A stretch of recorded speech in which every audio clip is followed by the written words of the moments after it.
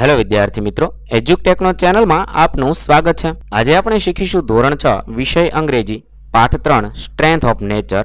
પાઠ 3ની ભાષાંતર સાથે સમજ મેળવીશું તથા તેની અંદર આવતા પ્રશ્નોના જવાબની પણ સમજ મેળવીશું. તો ચાલો શીખીએ પાઠ 3 સ્ટ્રેન્થ ઓફ નેચર.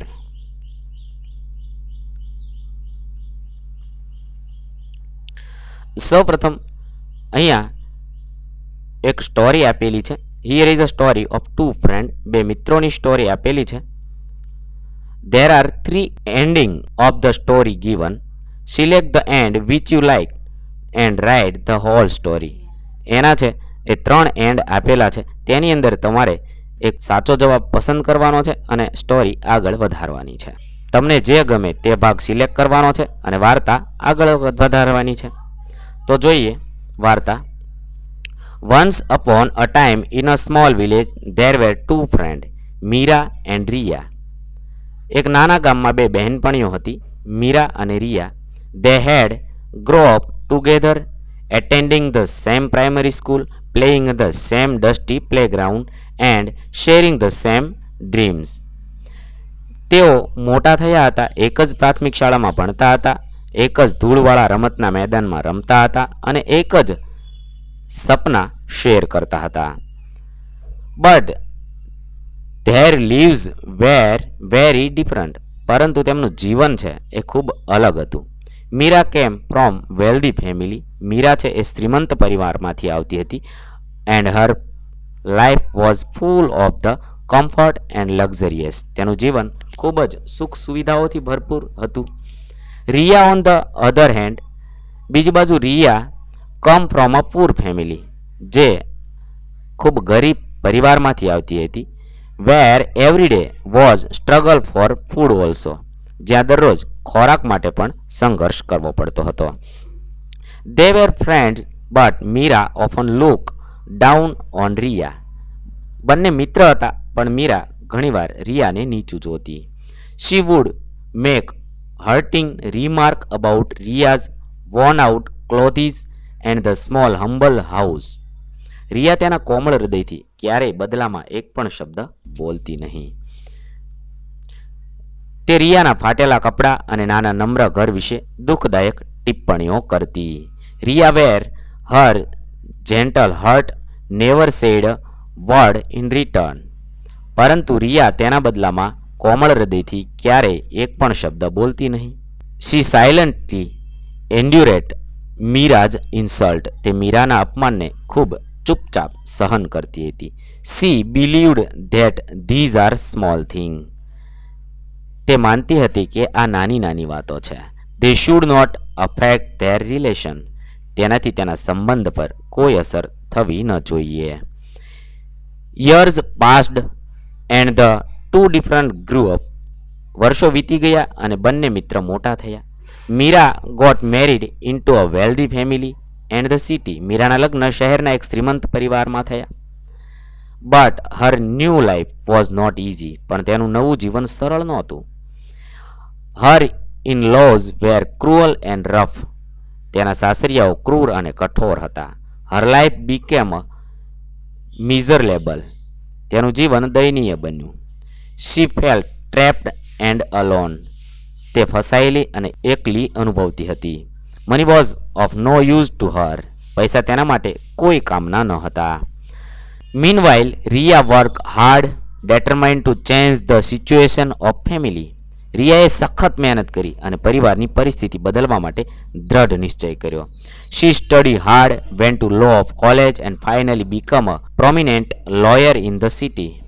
તેણીએ સખત અભ્યાસ કર્યો અને કાયદા કોલેજમાં પ્રવેશ મેળવ્યો અને અંતે શહેરમાં એક પ્રખ્યાત વકીલ બની.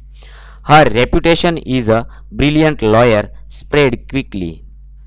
એક તેજસ્વી વકીલ તરીકેની તેની પ્રતિષ્ઠા ઝડપથી ફેલાઈ. She had a lot of money now. હવે તેની પાસે ઘણા બધા પૈસા હતા. One day while working in her office Riya receive a call from an old એક્વેન્ટન્સ.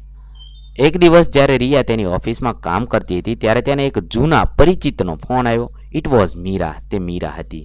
The once proud and હાર્ટલી ગર્લ વોઝ નાવ બ્રોકન. એ સમયે ગર્વ અને અભિમાની છોકરી હવે ભાંગી પડી હતી. Pleading for help. તે મદદ માટે આજીજી કરતી હતી. Her voice vibrated as the explained her situation. તેણે પોતાની પરિસ્થિતિ સમજાવી તે વખતે તેનો અવાજ કાંપતો હતો. શી રિક્વેસ્ટેડ ટુ હર હેલ્પ. તેણીએ તેણીને મદદ કરવાની વિનંતી કરી. હવે તેના માટે મદદ કરી પછી 3 ઓપ્શન આપેલા છે. પહેલો ઓપ્શન છે Riya remembered the old days. રિયાને જૂના દિવસો યાદ આવ્યા. Meera insulted her many times. મીરાએ તેનું ઘણીવાર અપમાન કર્યું હતું. She reminded of those day cut the phone. તેણે તેને તે દિવસો યાદ કરાવ્યા અને ફોન કાપી નાખ્યો. Meera apologised but Riya was no mood to listen her. મીરાએ માફી માગી પણ રિયા તેની વાત સાંભળવા મૂડમાં નહોતી. ત્યાર પછી બીજો જવાબ છે. અહીંયા સુધી છે જે મીરાએ વાત કરી એમાં પહેલો જવાબ આવો આપી શકે. બીજો જવાબ છે એ એવો છે without a moment wait Riya agreed. રાહ જોયા વિના રિયા સંમત થઈ. She held no grudge against Meera. તેણે મીરા સામે કોઈ દ્વેષ ન હતો. She remembered the bond playing and laughing together. તેણીને યાદ હતું કે તે બંધન સાથે રમવું અને હસવું. Riya took on Meera's case and fought the protect her rights. રિયાએ મીરાનો કેસ સંભાળ્યો અને તેના હકોનું રક્ષણ માટે લડ્યા. She bought out Meera from the worst situation. તેણીએ મીરાને સૌથી ખરાબ પરિસ્થિતિમાંથી બહાર કાઢી. The court punished in laws for their behaviour. કોર્ટે સાસરિયાઓને તેના વર્તન માટે સજા આપી. She guided her toward a new beginning. તેણીએ તેને એક નવી શરૂઆત તરફ દોરી. In the end Meera realised the true value of friendship. અંતે મીરાએ તેની મિત્રતાનું સાચું મૂલ્ય સમજ્યું. She apologised for the past behaviour. તેણે ભૂતકાળના વર્તન માટે માફી માગી. Riya simply smiled and said. રિયાએ ફક્ત હસીને કહ્યું true friendship is not about wealth or status.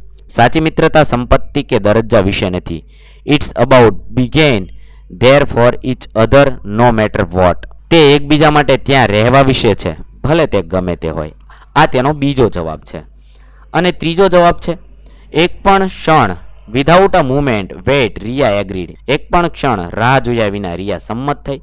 She held no greed again Meera. તેણે મીરા સામે કોઈ દ્વેષ ન હતો. She remembered the bond playing laughing together. તેણીને યાદ હતું કે બંધન સાથે રમવું અને હસવું. Riya took on Meera's case and fought to protect her right. રિયાએ મીરાનો કેસ સંભાળ્યો અને તેના અધિકારોનું રક્ષણ કરવા લડ્યા. She brought out Meera from the worst situation. તેણીએ મીરાને સૌથી ખરાબ સિચ્યુએશનમાંથી બહાર કાઢી. Riya forgave her in laws for their behaviour. રિયાએ તેના સાસરિયાઓને તેમના વર્તન માટે માફ કરી દેતા. અહીંયા છે 3 ઓપ્શન આપેલા છે. તેમાંથી તમને કયો ઓપ્શન ગમશે તે પસંદ કરી અને લખવાનો છે. ત્યારબાદ language function. Match the each animal bird with its ability and write the scenes. 1 the monkey તો લખી શકાય કેન જમ્પ ફાસ્ટ. બીજું ધ કાવ તો લખી શકાય can give us milk. 3 the parrot can talk and fly. 4 the kangaroo can hop on 2 legs. 5 the fish can swim. ત્યારબાદ fill in the blanks with the her most appropriate option. પહેલું થશે you must obey the traffic rules. 2 we should not throw wrappers on the road. 3 may I have a piece of chocolate. 4 we should eat fruits daily to be healthy. 5 you must not be late in the exam. 6 I can walk 5 kilometers without a break. 7 may I come in inside. આ રીતે તમે લખી શકો છો. ત્યારબાદ match A with B. 1 can I use your pencil? જવાબ થશે C asking for the permission. 2 you may call from my phone.